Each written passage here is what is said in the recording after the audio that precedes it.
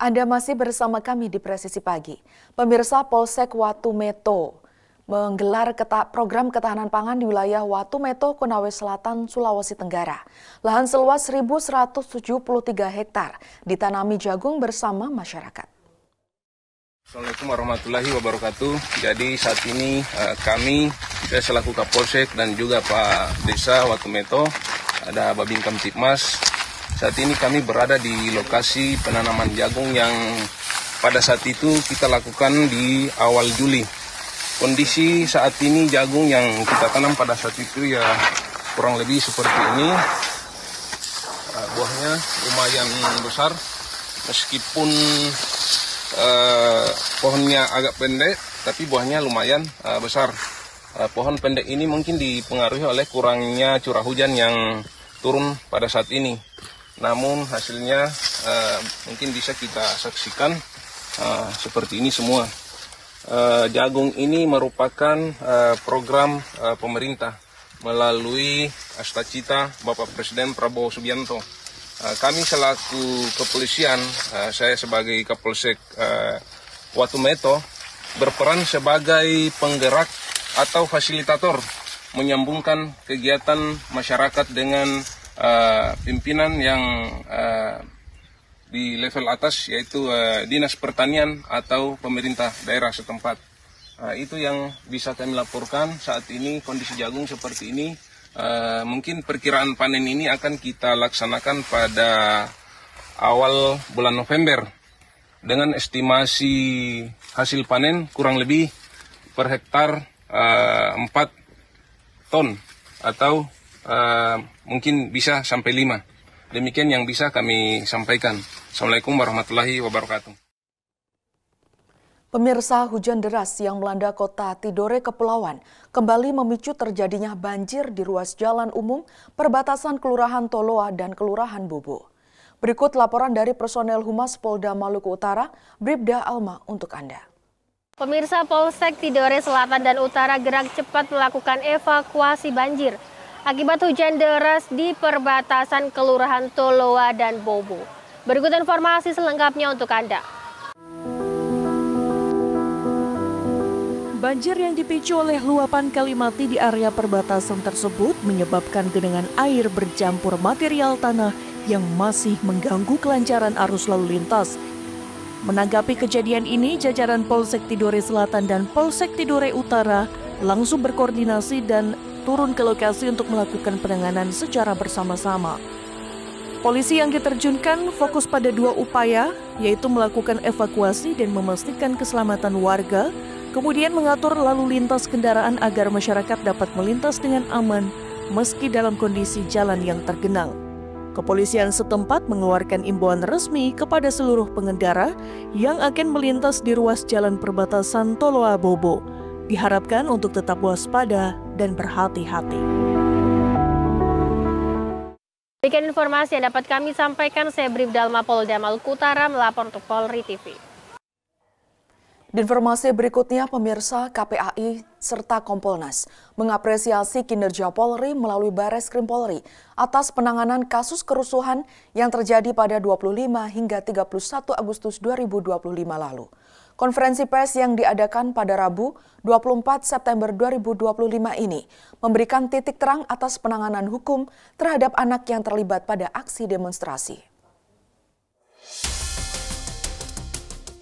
Karopenmas Divisi Humas Polri, Brigjen Polisi Trunoyudo Wisnu Andiko, membuka konferensi pers yang dilaksanakan pada 24 September 2025.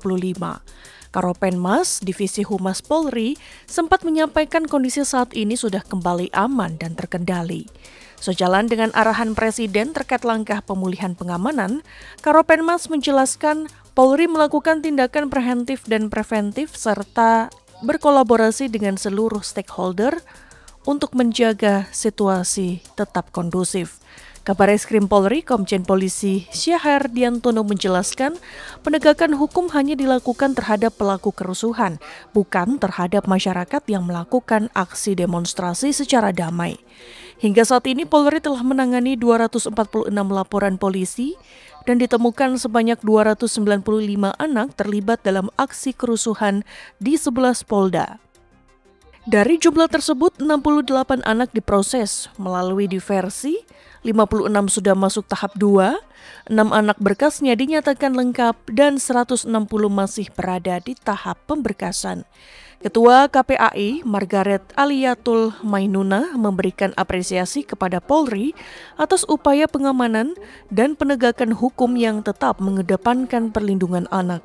Ketua KPAI juga menegaskan hak anak untuk menyampaikan dan didengarkan pendapatnya telah diatur dalam Konvensi Hak Anak, Undang-Undang Perlindungan Anak, dan Undang-Undang SPPA Nomor 11 Tahun 2012. Dengan begitu, KPAI menjamin akan terus melakukan pengawasan berdasarkan peraturan perundang-undangan terhadap anak yang berhadapan dengan hukum di 11 polda tersebut yang sedang dilakukan pemeriksaan.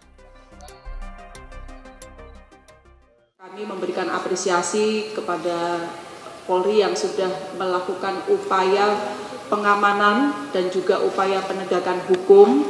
Kalau dalam kacamata KPAI tentu kami tetap mendukung bahwa upaya pengamanan dan penegakan hukum ini tidak boleh keluar dari perspektif perlindungan anak sebagaimana yang diatur di dalam peraturan perundang-undangan terkait dalam hal ini, yaitu Undang-Undang Nomor 11 Tahun 2012 tentang SPPA. Apresiasi juga disampaikan langsung oleh Komisioner Kompolnas Ida Oetari Purnamasasi. Kompolnas menghargai kerja keras Polri dan jajaran dalam penegakan hukum, termasuk upaya penanganan terhadap anak yang terlibat dalam aksinya. Kompolnas turun langsung ke Polda untuk memastikan penanganan yang sesuai dengan Undang-Undang Perlindungan Anak, serta memberikan apresiasi atas kerja maraton penyidik siang dan malam tanpa henti. Kompolnas juga mengimbau seluruh pihak untuk tidak melibatkan anak dalam aksi unjuk rasa yang berisiko membahayakan keselamatan mereka.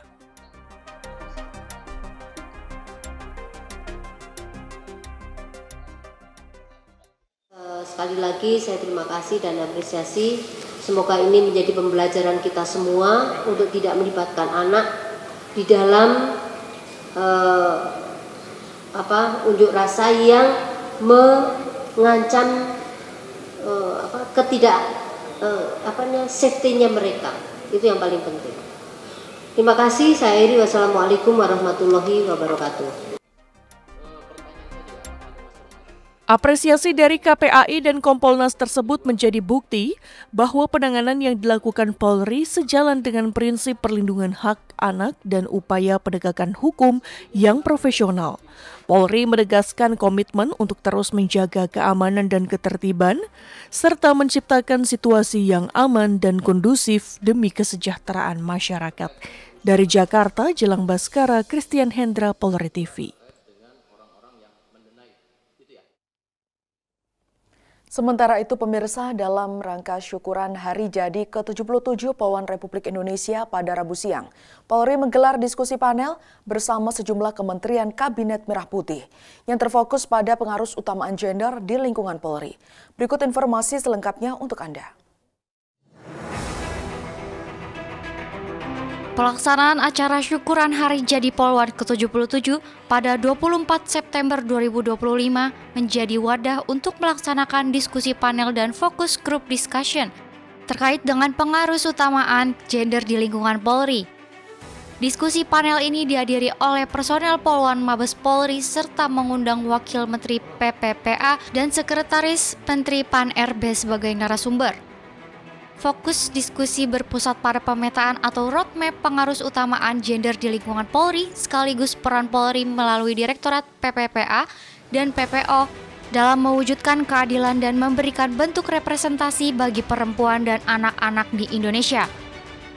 Jadi kita memastikan bahwa sebenarnya regulasi dari internasional, global dan juga undang-undang kita semua udah memperjelas bahwa PUG ini harus di-mainstreamingkan ke seluruh KL, terutama di Polri. Dan melihat jumlah poluan yang ada itu masih belum memenuhi, masih 6,4%. harusnya tercapainya 30%. Nah, kita melihat pembahasannya ada satu ruang. Jadi sudah dibentuk Direktorat PPA dan PPO di Bareskrim yang tahun depan akan ada 11 Polda dan juga 23 di Polres di Kapolres. Dan ini menjadi sebuah kesempatan bagaimana kita membuat wadah untuk jenjang karir Polwan untuk mencapai afirmatif 30% ini dengan mengafirmatifkan bahwa direktorat-direktorat jenjang karir yang ada Direktorat PPA PPO ini menjadi wadah untuk jenjang karirnya para Polwan. Jadi diharapkan dengan adanya FGD hari ini membahas, kita bisa membuat regulasi atau di bawah implementasi seperti apa ruang-ruang jenjang karir sekolah itu untuk mendukung keberadaannya para polwan-polwan di dalam Direktorat PPA PPO ini. Justru keberadaan dari polwan ini merepresentasikan wajah empatik dari Polri kepada masyarakat. Ada pembentukan unit khusus di 11 Polda dan 22 Polres. Jadi ini memang bersentuhan langsung bagaimana kita melakukan perlindungan terhadap perempuan dan anak dan sekaligus bagaimana kita melakukan dan mendorong pemberantasan perdagangan orang. Jadi ini salah satu perhatian dari pemerintah khususnya bagaimana pengarus utamaan gender ini tidak hanya sekedar konsep, tetapi bagaimana kita langsung turun ke dalam unit organisasi yang dapat mengeksekusi dua komitmen tersebut. Polri berkomitmen untuk berkolaborasi bersama dengan stakeholder terkait. Dalam hal ini Kementerian PPA dan Kementerian PAN-RB demi mewujudkan pengarus utamaan gender di Indonesia baik di lingkungan Polri maupun di lingkungan umum. Dari Jakarta, Atianuma, Rizky Firmansyah, Polri TV. Pemirsa, tetaplah bersama kami, Presisi Pagi akan segera kembali.